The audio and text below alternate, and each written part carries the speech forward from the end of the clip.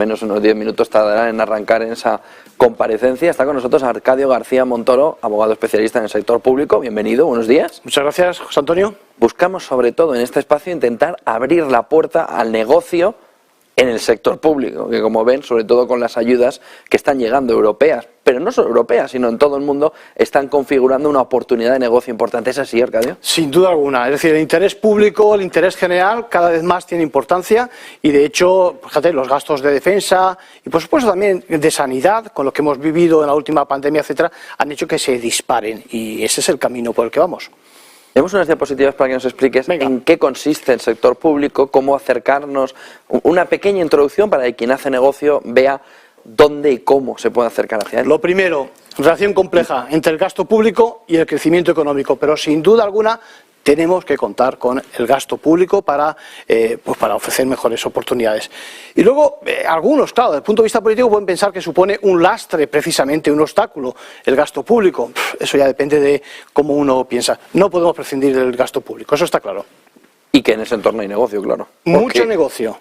Son proveedores los que ejecutan en la parte final. Mucho negocio. Vamos a pasar a la siguiente.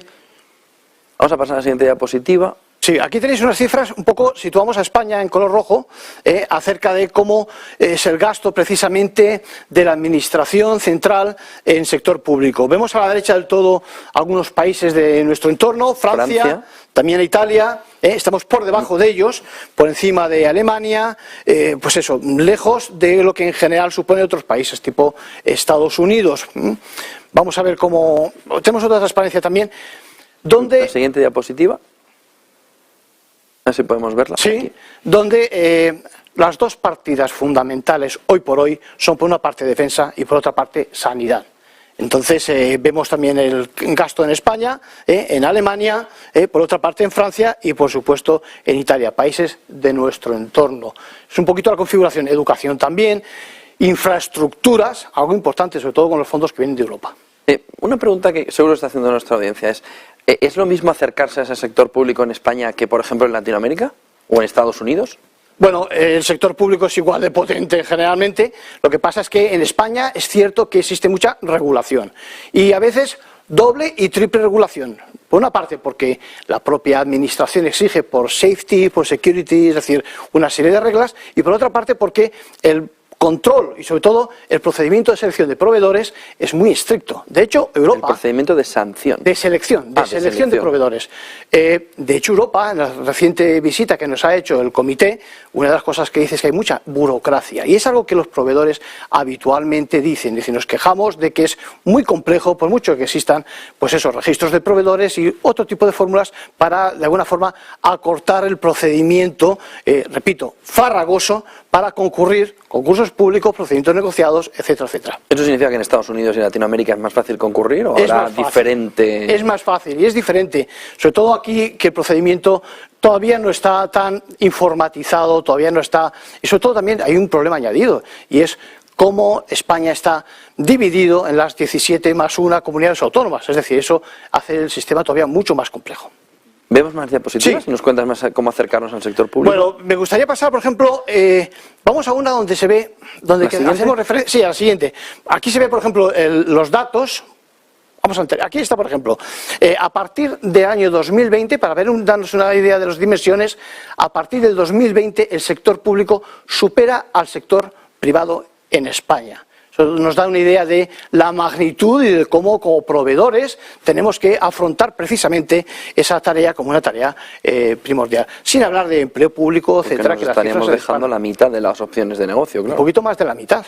Un poquito más de la mitad. Y en algunos sectores, prácticamente, imagínate, infraestructuras, salud. Sanidad, salud, es decir, es clave, ¿no? Me gustaría Hablas de 7.600 millones de euros, ¿no? Eso es lo que ha superado, es decir, las cifras en el 2019 son 200. Entre el público y el privado, ¿no? No, las cifras, el salto que se produjo entre el 19 y el 20. De 2019 a 2020. Fíjate cómo, no tengo cifras actualizadas, pero la verdad es que va en aumento. ¿Vemos la siguiente diapositiva? Sí. No, me gustaría pasar a una, a ver si nos ayudan, donde se define un poquito mejor lo que es el sector público. La gente empieza a pensar, estos son cifras de sectores, pero donde aquí, vamos a ver. Es decir, Hay una tendencia por la que se suele pensar que el sector público es fundamentalmente la administración central, el gobierno.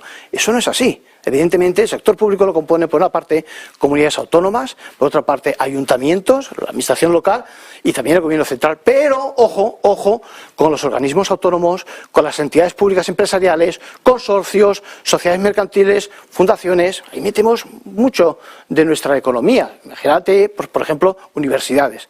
Todos los proveedores que concurran en este tipo de circunstancias tienen que seguir las reglas, la regulación que existe para el sector público.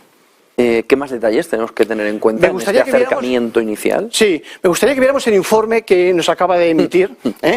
Porque ¿El de la malversación o no cita la malversación? Bueno, las dos cosas. Este es el informe. Si vamos a la siguiente, hemos subrayado los aspectos principales, pero vamos a la siguiente también, donde veremos un poquito lo que pide Europa. Europa fundamentalmente pide transparencia. ¿Vale? Le pide al gobierno dónde está la información. El gobierno dice que toda ha sido publicada. Europa le contesta, ojo, hay mucha información, pero atención, es difícil de encontrar. Conclusión, recomendaciones. Europa es muy elegante. ¿Qué es la información difícil de encontrar? ¿La de concursos o la de resoluciones? ¿Cuál es la que le dice Europa? Ojo con esto. La relacionada con el gasto de lo público, con este capítulo, que es el capítulo de fondos de recuperación y resiliencia. Pasaría igual en otro tipo de capítulos. Pero fíjate en un detalle, dice, queremos que la información, Europa, repito, es muy diplomática, que sea más estructurada, que sea accesible y sobre todo, fíjate, que se sepa quién es el destinatario final. Europa, pasamos a la siguiente diapositiva, Europa tiene tolerancia cero a todo lo relacionado con el fraude. Tiene tolerancia cero con respecto a lo que es conflicto de intereses. Europa quiere que el Tribunal de Cuentas esté con más frecuencias viendo toda esa información y también que no haya dificultades o problemas de entendimiento con las oficinas de la Fiscalía Pública y con las oficinas que van contra el fraude precisamente a nivel europeo. Nos vamos acercando cada semana al sector público, nos vas trayendo más detalles para que podamos verlo aquí.